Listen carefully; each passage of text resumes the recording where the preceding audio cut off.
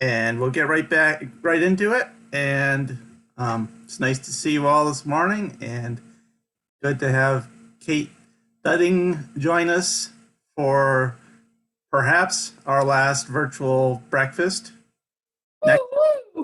Next month we'll be in person at GIAC. We have Reggie Carpenter is going to come down and sort of, you know her? Yes. So she's joined us a couple times for this breakfast, and it'll be kind of cool to meet her in the flesh. I'm one of the advantages of the Zoom thing is we've been able to have storytellers around the country join us. So it's cool to have had a bunch of people from around the state anyways. And that leads me to today's guest, Kate Dudding from just north of Albany. Welcome, and take her away. Okay. I thought I'd share some humorous stories with you today. And I'm going to have bookends on the performance. Stories about Julia Child at the beginning and at the end. One day, Julia Child was traveling with her assistant across the country by airplane. They were waiting in an airport for their connection and, sitting down as you do. Julia was reading a newspaper, but her assistant was people watching. And all of a sudden, she saw a man rushing towards them. He had on a big cowboy hat and cowboy boots, and he was dragging his carry-on luggage. And he was obviously off to make his connection when he saw Julia, and he stopped and he stared. And then he took off again, and the assistant said, well, I hope he catches his flight. But no, he showed up right in front of them again and looked down at Julia until she looked up at him. And then he smiled and said, "Bon appetit, Julia." And Julia looked up at him and smiled and said, "Bon appetit to you too." Now, I really like that story because to me, it shows that she was really classy. Most people would have said, actually, the way you're supposed to pronounce that is bon appetit. But she didn't. She rolled with what was happening, and I liked her for that. Now, the second story is an old story that took place up in the Adirondacks. Once there was a man who lived with his 7 sons in a cabin on the shores of the Ausable River. One morning, he called out, "Boys, line up." And they all came running, as always, and they lined up from oldest all the way down to the youngest. "All right, boys, I want to know which one of you pushed the outhouse in the river." And he pointed to the oldest. "No, sir, no, Pa," all the way down to the youngest, who said, "Oh, no, Pa, not me." All right, let's see. Boys, when George Washington was about your age, pointing to the one in the middle, he chopped down a cherry tree. And when his Pa asked him, "Did you do it, George?" George said, "Yes, I did." And boys, his Pa was real proud of him for telling the truth. So I'm asking you, boys, which one of you pushed the outhouse in the river? "No, sir, no, Pa," all the way down to the youngest, who said, "I did it, Pa. Wait till I get my hands on you." "No, but Pa, I did just the same thing George Washington did, and his Pa was proud of him." "You did not do just the same thing as George Washington did." Well, Pa, what was the difference? When George Washington chopped down the cherry tree, his Pa wasn't in it.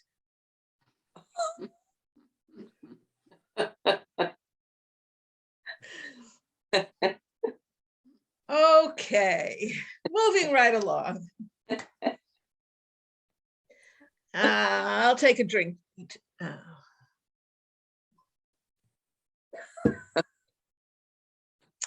So the next story is an even older story. It comes from, well, somewhere in the Muslim world.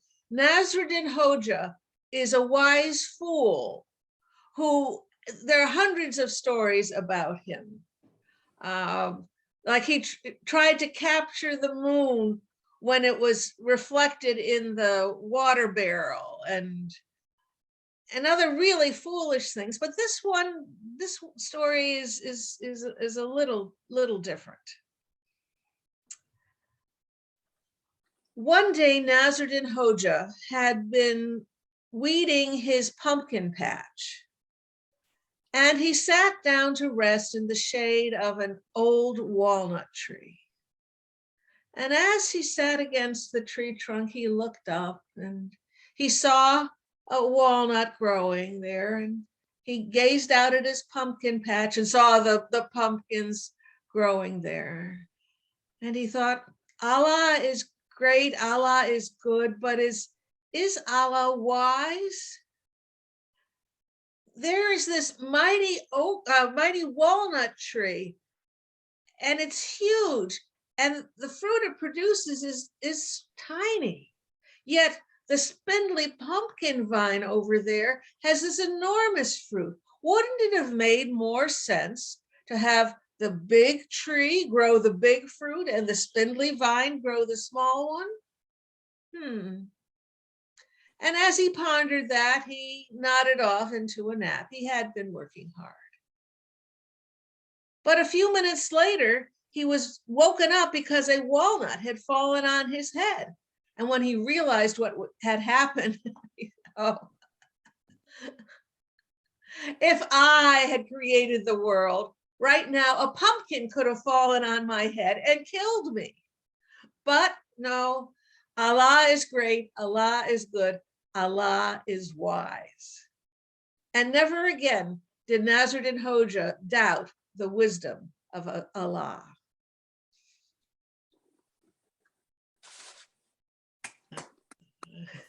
Thank you.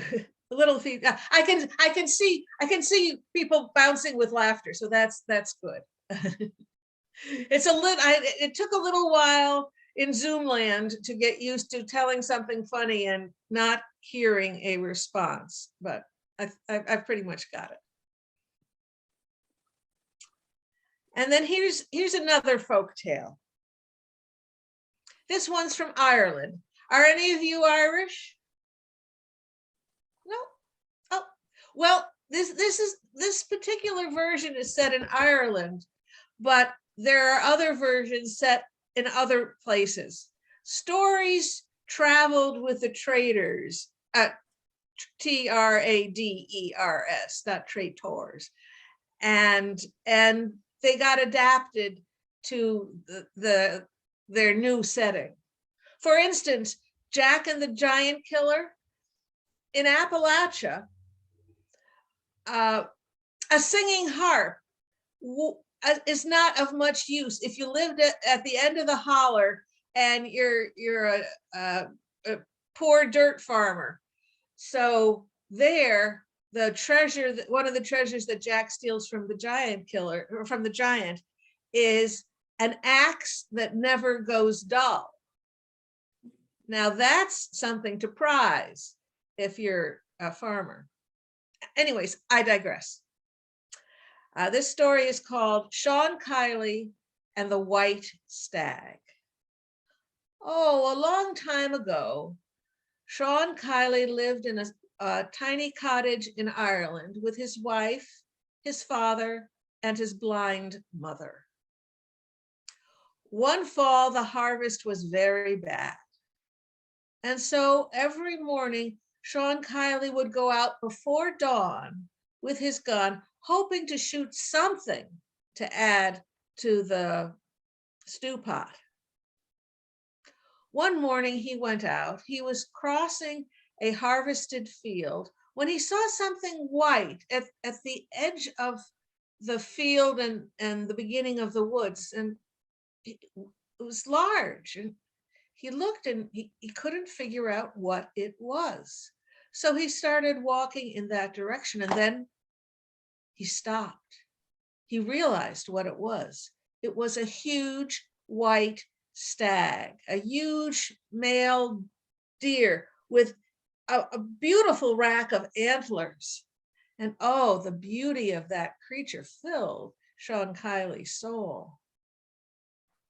And then he realized there was a lot of meat on the white stag, and that meat would feed his family for a number of days.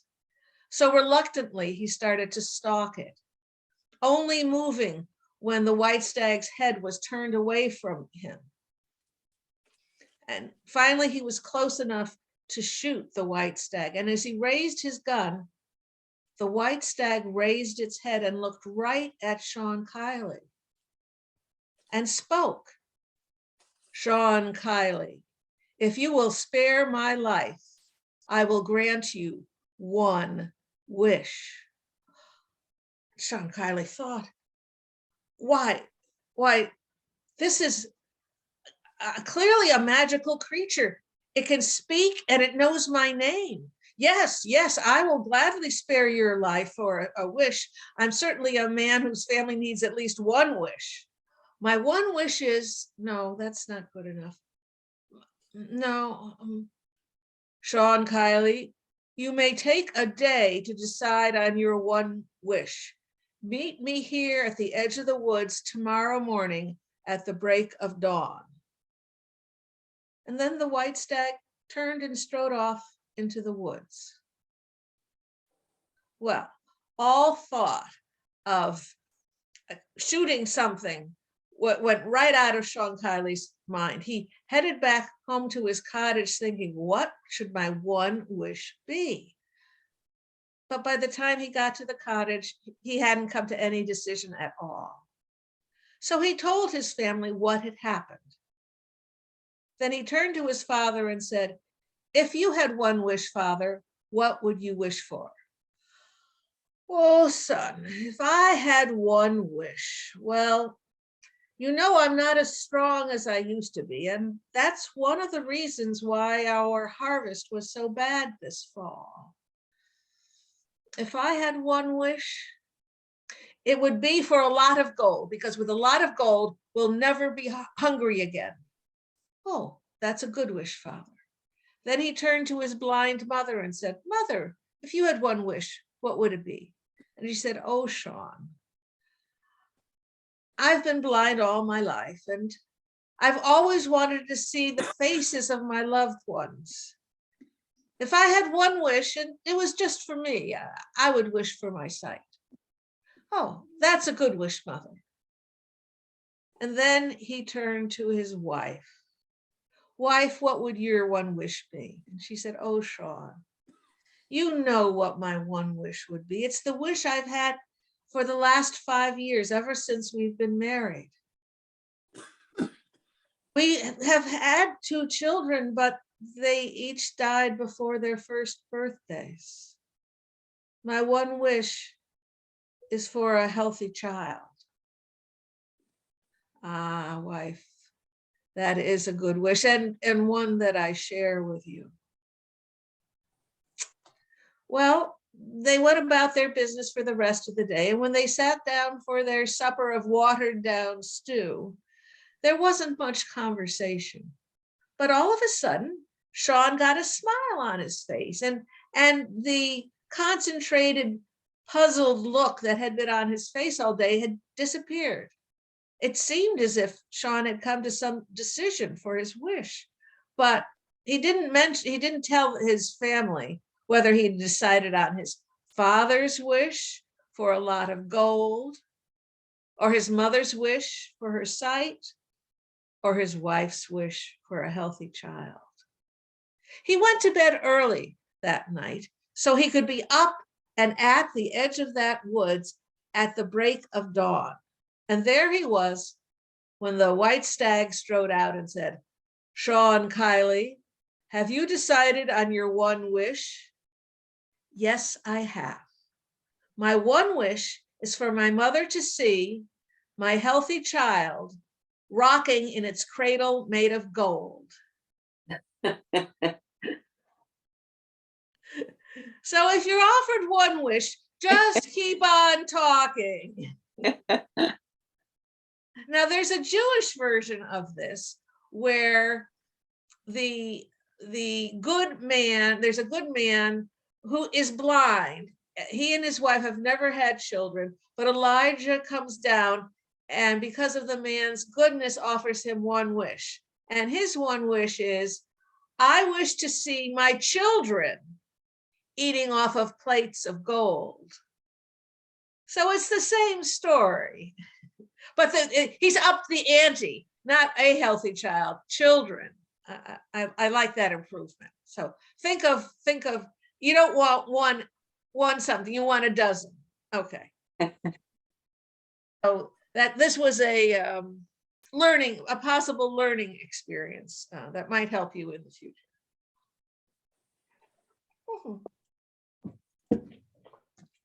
Now here's a personal story of mine. And there is humor in it, but it starts out and you might be puzzled by it, but there is humor coming. Hold on. In 1983, I was 32 and my father was 68. He had been sick with cancer for a year and we all knew that he was dying. He asked me out of the blue one day, would you go to my Army reunion for me? Would you go to my Army reunion for me? And I just looked at him. As far as I knew, he had never been to his Army reunion. He had fought during World War II, hadn't told me much of anything about it other than he was a day behind Patton. And he was asking me, I'm actually a shy individual and I was much shyer back then when I was 32. Being a storyteller helps cure shyness a bit. But back then I was 32 years old and shy, and all I could think of was, he wants me to go to his Army reunion that he hasn't been to at all. And I'm going to go into this room of old men, you know, they might have been 70. I'm 71 now. A bunch of old men, and I say, hi, I'm Kenny Ike's daughter. Then what? So I said no. My father died. Years later, I fell in love with the art of storytelling. And at one of the storytelling conferences I went to, I heard a presentation of World War II stories that this woman had gathered by interviewing veterans. And I thought, I wonder if I could find out about my father's Army career. I had his discharge papers. So I knew he was in the 489th AAA SP. I didn't know what any of that meant, but I had a starting point. And by then the internet was available.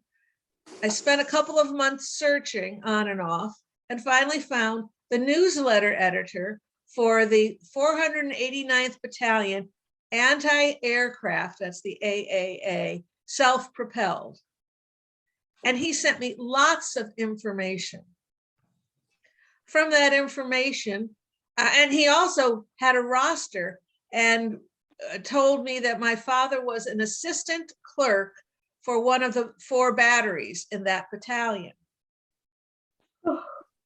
Okay, so with that information, and my father had brought home 600 photographs, usually really little bitty ones, maybe this big, but a lot were like 2x3s. So I had that and some of them had information written on the back. So I had that to go by. So from all that, I created a story and I wrote it down and I sent it to the newsletter editor. And he replied saying, would you come to our next reunion and tell the story? This time I said yes. And I brought 200 of my father's photographs encased in little archival plastic bags so people could handle them. Well, those photos were put out on some tables in the hospitality room at the hotel where the reunion was being held. One fellow was looking at them and he said, you know, I didn't know your dad. I was in another battery. And I didn't even know everyone in my battery. I just knew the guys around me, the ones I could count on. He said, you know, when we were in the Battle of the Bulge, we thought it would never end. And we changed the lyrics to 2 songs. You know the song, Oh, What a Beautiful Morning? It ends with, everything's going my way. But we changed that to everything's coming our way. And the song, I'll Be Home for Christmas, that ends with, if only in my dreams. We changed that to, in 1953. Yeah. And he said, I got home a few days after Christmas in 1945. And 10 days later, I was back in college. Everyone's mission was just to get back to the lives we had left. No one talked about the war. We were just expected to go on. That's a lot more information than my father ever shared with me. But the best part was I did meet 3 men who did know my father. The first man I met said, I remember Ike. Ike was our last name, E-I-K-E, pronounced Ike. I remember Ike. He was my mailman. Sometimes when I had a good run at craps, I wanted to send some money home to my mother, so Ike would take care of the money order. Okay, that's what an assistant, one of the things an assistant clerk does. I don't know if you ever watched the TV show MASH. Mm-hmm. Okay, that in the initial episodes, Radar was the chief clerk and Klinger was the assistant clerk. My father did not wear dresses, but that gives you a little idea of what an assistant clerk is. And in fact, the second man I met was my father's boss, the head clerk for Battery A. He told me, I was 19 and your father was 29, but because I had been in the Army longer, I was the head clerk and he was my assistant. We had portable desks that stood next to that were placed next to each other in the headquarters tent. Your father had a photograph of your mother on his desk.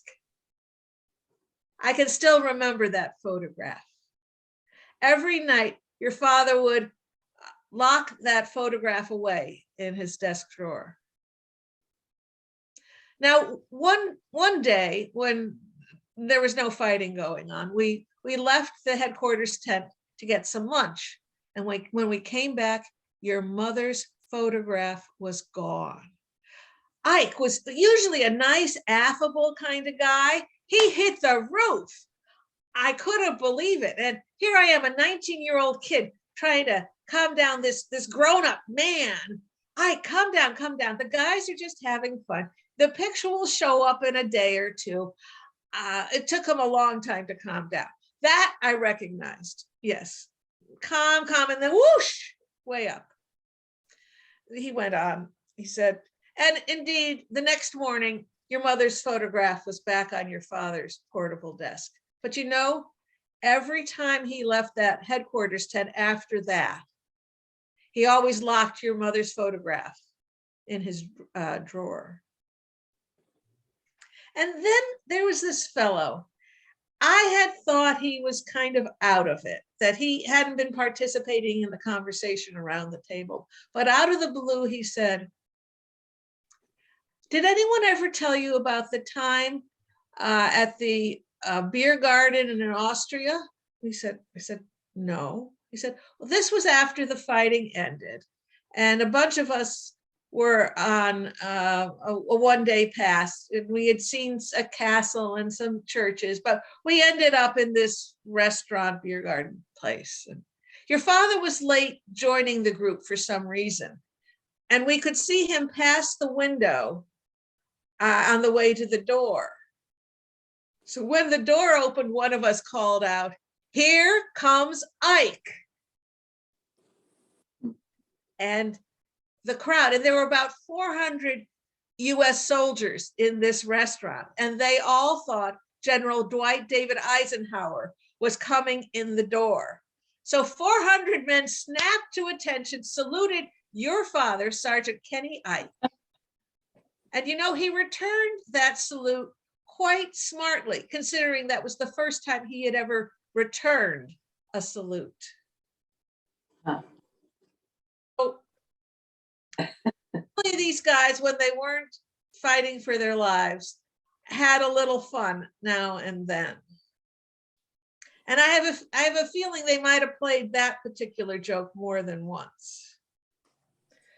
So finally, 17 years after my father died, I went to his Army reunion, and I'm very glad that I did. Okay. And then I have one more little short story about Julia, and to end our breakfast meeting. Julia Child was a good friend to the people who watched her TV show because she shared all kinds of tips with them, to the people who read her cookbooks, which again, more tips, and in real life. For example, when she and her husband Paul moved to Cambridge, Massachusetts in 1960, just before her first book that came out, they moved next door to a young caterer. And of course, these two women had a lot in common, and they became friends. One day, the caterer confessed, "Julia, I'm afraid I'm going to make a mistake at one of my events, and that's the reputation that'll spread around Cambridge, and I'll never get another job." And Julia replied, "Well, dearie, if you run into a problem, give me a call, and I'll try to help." Of course, that day happened. One morning, Julia got a call, and the caterer said, "Julia, I'm here at Harvard. I'm preparing borscht for 50 people from Europe, and I burned it. I poured the borscht out of the scorched pan and into a new pot. I didn't scrape up any of the burn part from the bottom, so there are no black flecks, but it still tastes bad." "Well, dearie, do you have any lemons?" "Yes." "Well, squeeze a lot of them in. That'll help kill the scorched taste. Now serve it with a lot of sour cream and parsley. Now it's important. I want you to find your most impressive tureen. And when you come into the dining room with the tureen, I want you to pause and announce, 'Smoked borscht.'"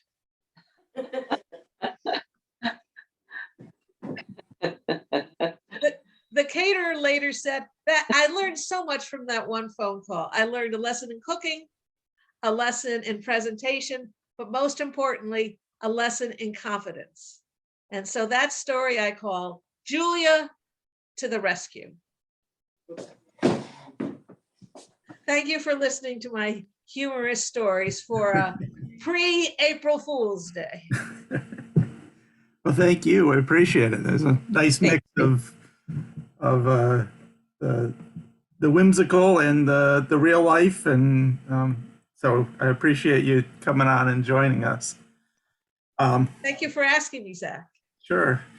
Before we leave, I'm obliged to go through the script to thank some of the funders for the program. So this project is made possible with funds from the Statewide Community Regrant Program, a regrant program of the New York State Council on the Arts with the support of the Office for the Governor and the New York State Legislature, and administered by the Community Arts Partnership of Tompkins County.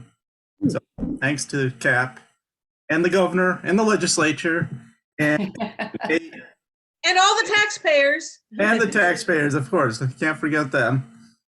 And hopefully we'll see you all.